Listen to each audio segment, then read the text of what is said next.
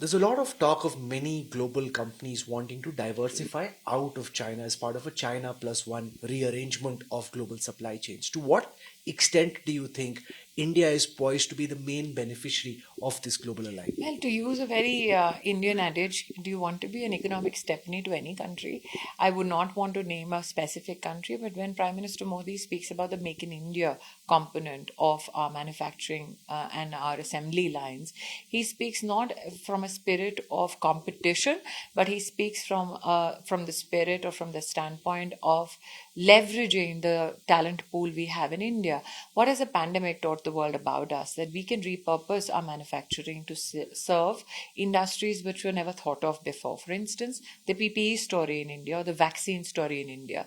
If you look at our historical context vis-a-vis vaccine, many challenges have come before in terms of the health scares the globe has seen. India was always last in the line to receive the vaccination help that it deserved.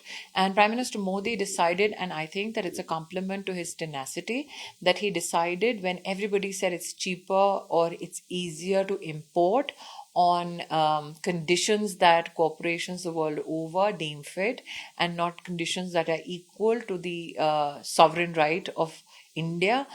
Let's just do the import and be done with it. Prime Minister Modi exhibited his continued belief in the Indian capacity to domestically manufacture our vaccine, meeting the standards set by WHO, meeting the processing or the manufacturing framework of the WHO, and ended up making a vaccine in India, administered 200 crore vaccine doses with the help of technology, with the help of a workforce. And I think we did that not because we were in competition with any other country. Every country was servicing their national needs. But I think it was not only a part of an evidenced approach of how industry, government, state, local bodies, and citizens can come together. And that has been a huge curve in the investment story or the manufacturing capacity story of India. I was in a conversation with Mr. Chandra, who leads Tata Sons, and we both came to one agreement. I would rather talk about India+1. Interesting. Because we compete, but we collaborate. We know when things are perilous, but we don't profit from that misery. And we have proven that our supply chains are so strong, we will never leverage them for our geopolitical needs to prove a political point at the world stage.